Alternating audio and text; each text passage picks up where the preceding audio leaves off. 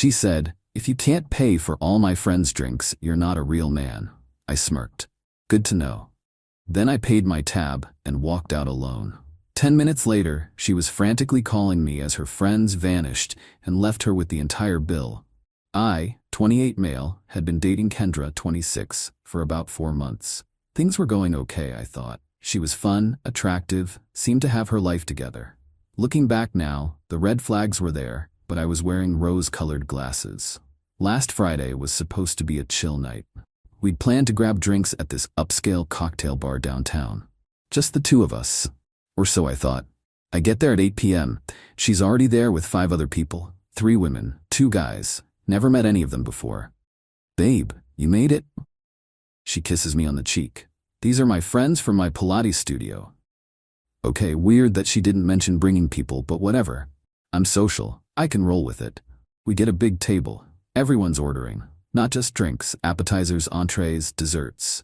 The works. One of her friends, Tiffany, orders a $85 bottle of wine for herself. An hour in, the bill's already at like $600 and climbing. Her friends are treating this like their personal party, ordering rounds of $18 cocktails like they're water. I pull Kendra aside. "Hey, what's the deal here? This is getting expensive," she laughs. "Don't worry about it. It's just drinks and food." "Yeah, but who's paying for all this?" That's when she drops it, in front of everyone. "Obviously you are. If you can't pay for all my friends' drinks, you're not a real man." That's like basic boyfriend stuff. The whole table goes quiet, watching. Her friend Tiffany actually smirks and says, "Yeah, my boyfriend always covers everyone when we go out." I look at Kendra. She's dead serious. This isn't a joke to her. "Good to know," I said. I stand up, pull out my wallet, walk to the bar, tell the bartender I need to close out my tab. Just what I'd ordered. 2 beers, $24 with tip. Paid it. Kendra's watching me, confused. "What are you doing?" "Being real with myself," I said. Then I walked out. My phone started blowing up before I even reached my car. First Kendra, then unknown numbers, her friends I assume. I didn't answer. Just drove home. 10 minutes after I left, Kendra sends a voice message. She's screaming. Apparently, the moment I left, her friends suddenly remembered they had other places to be. Every single one. They just vanished. Left her with an $800 plus bill that was still growing because they'd ordered more drinks right before I left. The best part? She didn't have her credit card. She'd left it at home because, quote from her text, "I knew you'd be paying like a real man should." She had to call her roommate to bring her card. At 10 p.m. on a Friday, the roommate was not happy, but sure, I'm not a real man, LMAO. Update 1. The entitlement escalation has been absolutely unreal. So Saturday morning, I wake up to 52 missed calls. Not just from Kendra, from her mom, Helen. Her mom, y'all. I listened to one voicemail from Helen. "You abandoned my daughter at a restaurant with a bill she couldn't pay. What kind of man does that? You need to Venmo her $863.40 right now and apologize." $863.47. They calculated it down to the penny. Then Kendra starts texting from her roommate's phone since I blocked her. "I had to use my rent money to pay that bill. You need to pay me back. This is literally theft. My friends think you're a loser, Badabu. No real man would do this. I'm giving you one chance to make this right. $863.47 plus $200 for my emotional distress." Emotional distress. She wanted damages for emotional distress because I wouldn't pay for her friends' drinks. But here's where it gets really good. Sunday afternoon, she shows up at my apartment with her roommate, Denise, and some dude I've never seen before. Let's call him Muscle Mike, because this guy was trying so hard to look intimidating. They're banging on my door. I watched through my Ring camera as Kendra tells Muscle Mike to make him open up. I called the cops. Told them my ex-girlfriend brought some random guy to threaten me at my home. They showed up in like 10 minutes. The cop asks what's going on. Kendra goes into this whole sob story about how I financially abused her and stole from her by making her pay for her own friends. The cop looks confused. "Ma'am, did he force you to order food and drinks?" "No, but did he promise to pay and then refuse?" "He should have." "Ma'am, not paying for your friend's drinks isn't a crime." Muscle Mike tries to step in, talking about how a real man would handle this. The cop shuts him down immediately. "Sir, are you threatening someone over a restaurant bill?" They all left real quick after that. Monday morning, I get a notification that I've been tagged in an Instagram post. Kendra made a whole story series about fake men and financial abuse in dating. She didn't use my name but posted a picture of us from a month ago with my face badly scribbled over in red. The comments were not going how she expected. Girl, you expected him to pay for random people? This is embarrassing, delete this. Team boyfriend, honestly, the entitlement, far too much. She deleted it within 2 hours. But then, because apparently she has zero chill, she messages my ex, Jessica, on Facebook. Jessica and I ended on good terms 2 years ago. We're still social media friends. Jessica screenshots the messages and sends them to me. Kendra was trying to get dirt on me, asking if I was always this cheap and if I financially abused Jessica too. Jessica's response was golden. He paid for plenty when we dated. He just has boundaries. Maybe try paying for your own drinks? Kendra blocked her immediately, lol. Tuesday, today, I get an email from Kendra's friend Tiffany. Subject line, business proposal. She wants to mediate between us for a small fee of $100. She'll help us work through this miscommunication and get me to see why real men invest in their relationships. I forwarded it to my group chat. My buddy Anton replied, "Bro, they're really trying to make you paying for drinks into a whole business model." Haven't responded. Not planning to. The best part? My coworker Eleanor knows one of Kendra's Pilates friends. Apparently, the whole friend group is mad at Kendra now because they all got stuck with Uber surges trying to leave the restaurant quickly that night. The bill was so high the restaurant manager almost didn't let her leave, thinking she was trying to dine and dash. And according to Eleanor's source, this isn't the first time Kendra's done this. She's pulled the real man card on at least 3 other guys, getting them to pay for expensive group dinners. I was just the first one to walk away. Update 2. This woman really chose the nuclear option. Wednesday, I get a text from my buddy James who works at a bank downtown. "Dude, why is your girl here trying to take out a loan and listing you as a reference?" A loan. She tried to take out a personal loan and put me down as a character reference without asking. For $5,000. Her reason? Recovering from financial abuse. The bank obviously called me to verify. I told them we dated for 4 months and I have no idea why she'd list me. They denied her loan immediately. Thursday was when she completely lost it. I'm at work when our receptionist, Gloria, calls my desk. "There's a woman here with a PowerPoint?" I go to the lobby. Kendra's there with a laptop and a portable projector, trying to set up in our waiting area. She brought a whole presentation titled, "How Clayton Failed as a Partner, a Case Study." Clayton is not even my name. My name is Caleb. She made a whole PowerPoint with the wrong name. Security was already on the way, but I watched for a second. She had slides with financial responsibilities in modern dating, the $863.47 incident, a breakdown, testimonials from affected parties, screenshots of her friends agreeing with her, proposed settlement terms. She saw me and started her presentation. As you can see on slide 3, the expectation was clear. "That's not my name," I said. "What?" "The PowerPoint says Clayton. I'm Caleb." Her face went red. She'd been practicing this presentation for the wrong person.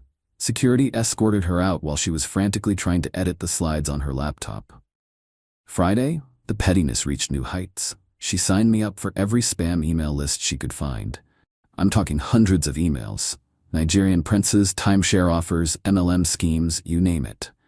Joke's on her though, I have filters. Took me 5 minutes to fix.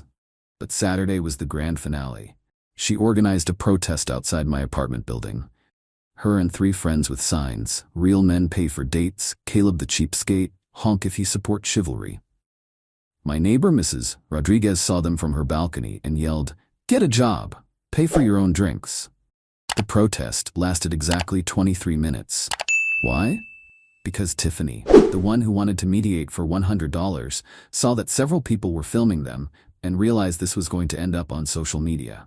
She literally grabbed Kendra's sign and goes, "This is going viral for the wrong reasons. We need to leave now." Too late. Someone already posted it on TikTok with the caption, "Tell me you're entitled without telling me you're entitled." 2.3 million views as of today. Sunday, I get a call from an unknown number. It's Kendra's dad, Robert. "Son, I need to apologize for my daughter." Plot twist, I didn't see coming. Robert continues. Helen showed me the messages. I saw the video of the protest. I'm mortified. We didn't raise her to be like this. Apparently, Kendra had been telling her parents I was emotionally abusive and controlling her finances. When they saw the actual evidence, they were appalled. Robert's already cut off her allowance. Yeah, she gets an allowance at 26 and told her she needs to get a second job if she can't afford her lifestyle. She wanted us to sue you, Robert said. For what? I asked. Not buying her friends cocktails? I told her she's lucky you don't sue her for harassment. The update as of today. Kendra's been dropped from her Pilates studio friend group. Tiffany apparently sent a group text saying Kendra's brand is too toxic for their positive vibes community. Her roommate Denise is moving out because Kendra tried to make her pay half the restaurant bill since it was roommate solidarity to support each other. And the best part? That restaurant? They have her photo at the hostess stand now. Not banned, exactly, but the manager told my coworker, who goes there regularly, they require a credit card hold for her before seating, all because I wouldn't pay for her friends' drinks. Final update.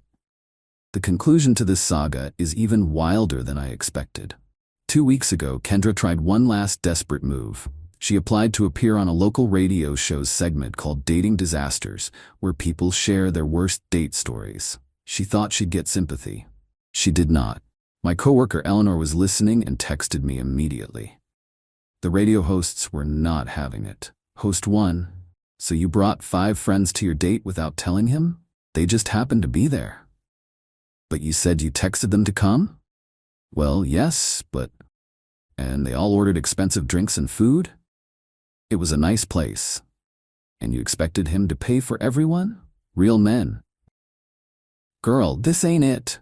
They spent the next 10 minutes roasting her. The other host literally said, "This is why I'm single. People like you exist." They turned it into a whole segment about entitlement in modern dating. The calls that came in were brutal. Not one person sided with her. But the real ending came last week. Remember Muscle Mike, the guy she brought to intimidate me? Yeah, turns out he wasn't just some random friend. He was a guy she'd been talking to on a dating app, brought him along as backup muscle, and promised him a free dinner at a nice restaurant as payment for his intimidation services. How do I know this? Because Muscle Mike, real name Michael, messaged me on Instagram with screenshots. After the police incident, he realized he'd been played. She'd told him I was her abusive ex who owed her money. When he found out the truth, he was pissed. She'd made him risk arrest over a restaurant bill she created herself. But here's the kicker. Michael works in HR at a major company downtown, the same company where Kendra just applied for a marketing position. He obviously didn't say anything during her interview process. That would be unethical. But when she didn't get the job and texted him asking if he could put in a good word for next time, he responded, "I don't associate with people who lie and manipulate others for financial gain. Please don't contact me again." She tried to spin this as him being another fake man on her Instagram story. Nobody cared. Her follower count has dropped by like 60% since the TikTok incident. Current status update.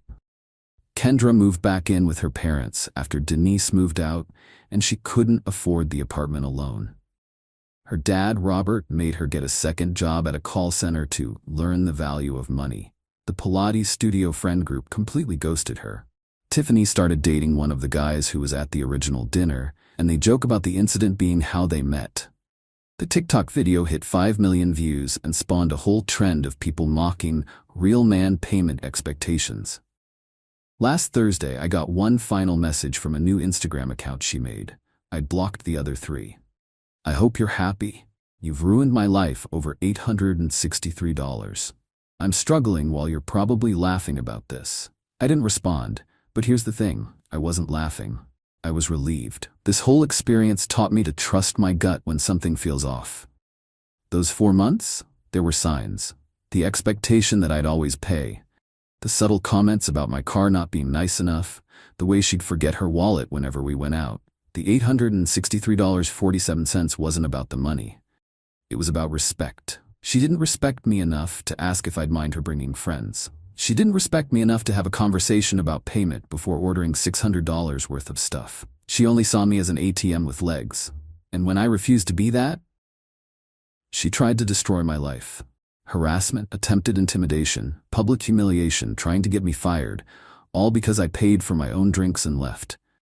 My buddy Anton said it best. She spent more energy trying to get that $863 from you than she would have spent just working a few extra shifts to pay it herself.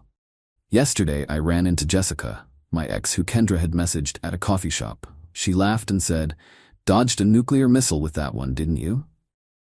Yeah, I did. To anyone reading this who's dealing with similar entitlement, pay your tab and walk away. The tantrum that follows will tell you everything you need to know about who they really are. And to Kendra, since I know you're probably reading this, you made a Reddit account just to find this post. According to your latest Instagram story, that $863.47 was the best money you never got from me. It revealed exactly who you are and saved me from wasting any more time on someone who sees relationships as transactions. Your friends didn't disappear that night because they had other plans. They left because the moment the free ride ended, so did their interest in hanging out with you. Maybe think about that. P.S. The restaurant? They lifted the credit card hold requirement for her last week. She went back with her parents. Robert paid, but according to my coworker who was there, he made her calculate the tip herself and explain why 20% was appropriate for good service. Character development? We'll see.